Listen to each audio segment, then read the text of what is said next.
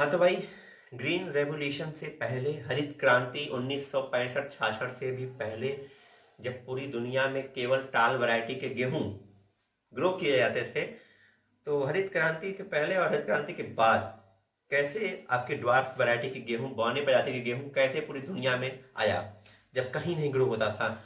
जबकि टाल वैरायटी के गेहूं लगभग 6 से 7 फीट के होते थे, यानी कि मुझसे भी लंबे लंबे। तो कैसे यार उसमें ड्वार्फ नेचर के गेहूं आया, बहुत ही इंपॉर्टेंट था। और कैसे हमारे हरित क्रांति के फादर कहे जाने वाले नॉर्मल ई बोरोलॉग, जिसे फादर ऑफ ग्रीन रेवोल्यूशन कहा जाता है, उनको उपाधि को कैसे मिली। तो आइए बात करते हैं। बहुत ही मजेदार स्टोरी है, ठीक है। बहुत कुछ सीखने को मिलेगा, तो प्लीज एक वीडियो को लाइक कर देना। बहुत मेहनत लगी यार, ये पूरी हिस्ट्री मैंने एक नोटबुक में लिखी है, तो थोड़ा सा आप लोग को देख के अच्छे से बताऊंगा। और उसके बाद अगर चैनल पे नए हो तो प्लीज सब्सक्राइब कर लेना यार, बहुत मेहनत लगती है ऐसे कंटेंट लाने में। तो चलो स्टार्ट करते हैं, और प्लीज वीडियो को यार बस पूरा देखना भाई, बिना अगर स्किप करोगे तो आप लोग को भी प्रॉब्लम हो सकती है, क्योंकि कुछ इसमें इंपॉर्टेंट पॉइंट छूट सकता है। तो चलो स्टार्ट करते हैं ज्यादा देर ना करते हुए। तो बात है आपकी फर्स्ट वर्ल्ड वॉर से भी पहले की। तो जब एक कंट्री थी जिसे बोलते हैं जापान। जापान में आपकी दो जीनोटाइप टाइप ड्वार्फ नेचर की बीट थी, जिसका नाम था अकागो मुगी और दरुमा। जिसमें कि आपका जो मेन इसमें इंपॉर्टेंट आपका जो वीट था वो था दरुमा, ठीक है। यही कारण है, इन्हीं दो वैरायटी जो है कि अकागो मुगी और दरुमा, इन्हीं के कारण आज पूरी दुनिया में जितनी भी बौनी प्रजाति के गेहूं है ना, उनका मेन कारण यही है।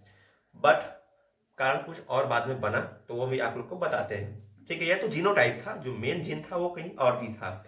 तो हमारे इटली के साइंटिस्ट हुए, उन्होंने 1911 में उस अकागो मूवी को ले आकर अपने इटली में बहुत से क्रॉस कराए यार। क्रॉस कराने के बाद उन्होंने एक वैरायटी डेवलप की वहाँ पे, हाइजा पोलाइटी वैरायटी थी। तो उसका नाम देखो, बहुत ही अजीब अजीब नाम है, जिसमें देखो एक आपका लिखा है आर्दितो विलेंगेरिया, ऐसे कुछ है, ठीक है। तो आपकी जो अकागो मूवी थी वो केवल इटली तक ही सीमित रह गई। बट आपकी जो दरुमा थी वो मेन इंपॉर्टेंट था। तो जो आपकी दरुमा थी वो जापान के एक साइंटिस्ट थे, उस साइंटिस्ट का नाम तो भी नहीं याद, इसमें मिला नहीं मुझे। तो उन्होंने उसका मल्टीपल क्रॉस कराया बहुत से, और उसी में उन्होंने एक क्रॉस कराया आपकी वहाँ की एक हाई यील्डिंग वैरायटी थी जापान में, जिसका नाम था फुल्ज, ठीक है। तो जब उस फुल्ज से उसका क्रॉस कराया तो एक वैरायटी बनी जिसका नाम है शीरो दरुमा। और फिर उस शीरो दरुमा को उसका क्रॉस कराया गया आपकी एक यूएसए की एक हाई यील्डिंग वैरायटी थी जिसका नाम था टर्की। और उस टर्की से जब उन दोनों का क्रॉस हुआ, शिरोदरुमा और आपका टर्की का, तब जाके कहीं डेवलप हुआ नोरिन 10, जिसे आज हमारे बहुत से एग्रीकल्चर स्टूडेंट जो कॉम्पिटिटिव एग्जाम आता है उसमें बोलते हैं कि भाई नोरिन 10 जो है कि आपकी बौनेपन की कारण है गेहूं की, ऐसे नोरिन ऐसे कुछ बोलते होंगे। तो देखो, वो आपकी जब डेवलप हुई 1934 और 35 में, ठीक है। जो ईयर है वो बहुत इंपॉर्टेंट है। तो मेन आपका जो कारण था भाई नोरिन 10, जो आप लोग बोलते हो ना, तो उसका मेन कारण वो नहीं है नोरिन। नोरिन एक 10 आपकी एक वैरायटी है गेहूं की, ड्वार्फ वैरायटी, ठीक है। उसमें दो जीन प्रेजेंट हैं। उन दो जीन के कारण ही आज उसे हम लोग बस नोरिन नोरिन कहते रह गए उस समय, और उसी कारण आज जितने भी हम लोग कॉम्पिटेटिव एग्जाम में जो क्वेश्चन आते हैं उसका आंसर हम लोग नोरिन ही मानते हैं, ठीक।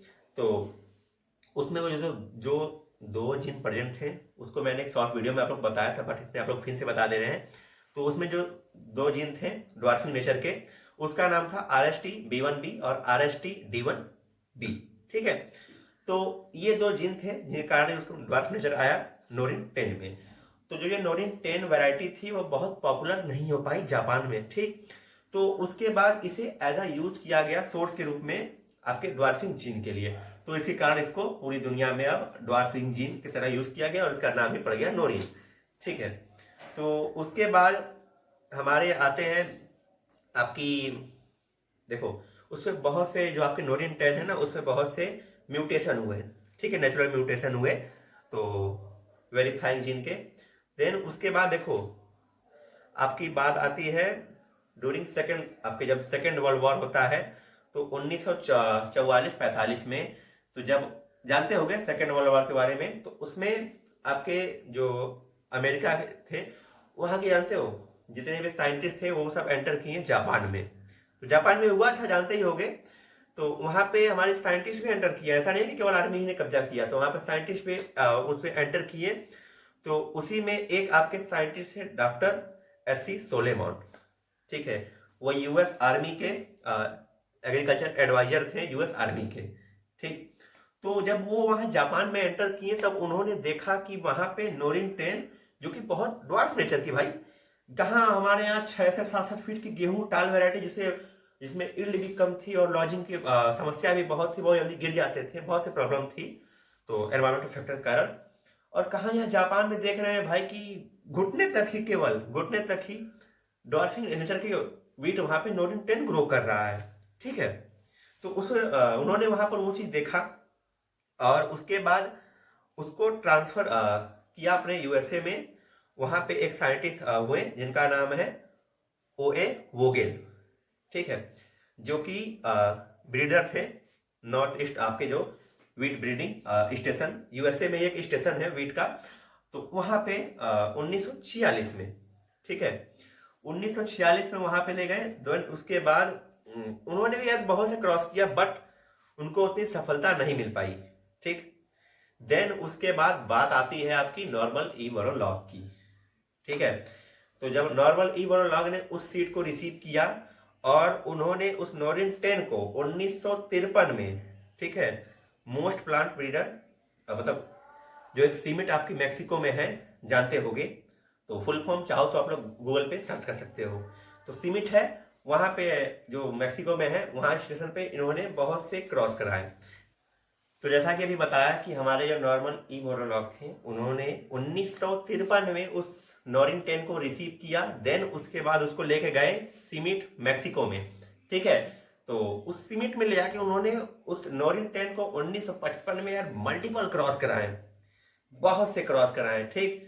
और उसी में जो आपका नोरिन 10 का जो जीन था उसको ट्रांसफर किया, ऐसे क्रॉस कराया टालू आपकी जो वैरायटी की जो वीट थी गेहूं की उससे। और उसके बाद बहुत ही पॉपुलर वैरायटी डेवलप की ड्वार्फ नेचर की, ठीक। उस ड्वार्फ वीट का नाम है, बहुत सी वीट थे उसी में देखो नाम है, नाम आप लोगों ने सुना होगा, सोनारा 63, ठीक है, सोनारा 64, लर्मा राजो, और आपकी एक आती है मायो 64। तो ये नाम बहुत ही पॉपुलर वीट है भाई, यही तो मेन है, ठीक है। उसके बाद तो भाई जैसा कि अभी आप लोगों ने जाना कि हमारे जो नॉर्मन ई बोरलॉग थे उन्होंने जब डेवलप की सोनारा 63, सोनारा 64 और आपकी लर्मा राजू और उसके बाद मायो 64, ये 4 वैरायटी डेवलप की। तो उसके बाद इन्हें ऐसा कंसिडर किया गया फादर ऑफ ग्रीन रेवोल्यूशन, तभी से इनको कहा गया हरित क्रांति के पिता, ठीक है। और अभी इनको पिता कहा गया वर्ल्ड में, ठीक। उसके बाद देखो बात क्या होती है कि यह इंडिया में कैसे आया, वहां तो हो गया यूएसए में। तो बात है 1963 की। तो हमारी एक डीन फैकल्टी जो थे वहां के IARI न्यू दिल्ली के, तो उनका नाम था डॉक्टर A.B. जोशी। वो एज अ टूर पे गए आपके सीमिट मैक्सिको में, ठीक। तो जब वो वहां जाते हैं तो वहां वो देखते हैं कि वहां पे वैरायटी भाई हमारे यहाँ कहाँ, अपने उसमें देश में भुखमरी पड़ी थी, गेहूं हम लोग बाहर से वो एकदम पता नहीं एकदम लो क्वालिटी का लाल गेहूं ऐसा कुछ गेहूं आता था जो कि जानवर खाते थे, वो गेहूं अपने इंडिया में उसमें भुखमरी कर ऐसा प्रॉब्लम हुआ। तो जब वो हमारे साइंटिस्ट थे IARI के A.B. जोशी, जब वो जाते हैं 1963 में सीमिट मैक्सिको में, तब वहां वो देखते हैं कि वहां से इतने यार वैरायटी जो कि इतने हाई यील्डिंग वैरायटी, साथ ही उसके बाद वो ड्वार्फ नेचर की, जी कहाँ हम लोग एकदम लंबी लंबी गेहूं उगा रहे हैं 6 से 7 फीट की, तो बहुत प्रॉब्लम थी। तो जब उन्होंने वहां देखा तो उसके बाद उन्होंने उनसे वो वीट की जो गेहूं थी, ठीक, 4 वैरायटी सोनरा 66, 64 एंड लर्मा राजू और मायो 64, तो वो सीट उन्होंने सेलेक्ट किया और उसको मंगाया अपने इंडिया में, ठीक। तो अभी जैसा कि हमने बताया कि हमारे जो IARI के साइंटिस्ट थे डॉक्टर A.B. जोशी, तो जब उन्होंने वहां से वो 4 वैरायटी जो कि अभी आपने नॉर्मल इवोलॉग ने डेवलप की थी, तो उस वो 4 वैरायटी के साथ ही उन्होंने 614 सेग्रीगेशन लाइन, ठीक है, वो अभी वहां से इंट्रोड्यूस कराया इंडिया में। तो जब उन्होंने इंडिया में इंट्रोड्यूस कराया तो फाइनली आपके जो हमने अभी बताया कि 1963 में हमारे जो union minister ministry of agriculture ने उसको परमिशन दिया और मैक्सिको से वहाँ इंडिया में मंगाया। ठीक है, तो इंडिया में जब मंगाया तो उसके बाद यहाँ के किसानों ने पता नहीं यार उनको क्या था, जानते हो अपने इंडियन किसानों को, उन्होंने उसको एक्सेप्ट ही नहीं किया।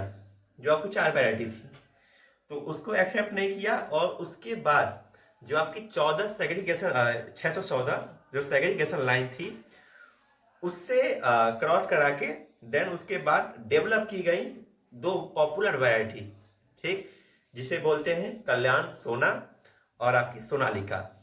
ठीक है, तो ये 2 बहुत ही पॉपुलर वैरायटी हैं, जानते होंगे। तो इसके बाद ही हमारी जो इंडिया में ग्रीन रेवोल्यूशन हरित क्रांति आई, तो यानी कि 1963 में इसको अपने इंडिया में मंगाया गया। ये 4 वैरायटी के साथ साथ ही या फिर 614 सेग्रीगेशन लाइन, और उस 614 सेग्रीगेशन लाइन से फिर क्रॉस करा के देन ये आपकी कल्याण सोना और आपकी सोनालिका वैरायटी डेवलप की गई। और उसके बाद ये पूरी अपने इंडिया में अच्छे से एक्सप्रेड हुई हर जगह, हर स्टेट में, और तब जाके कहीं भारत में जो भूखमरी की समस्या थी वो खत्म हो पाई।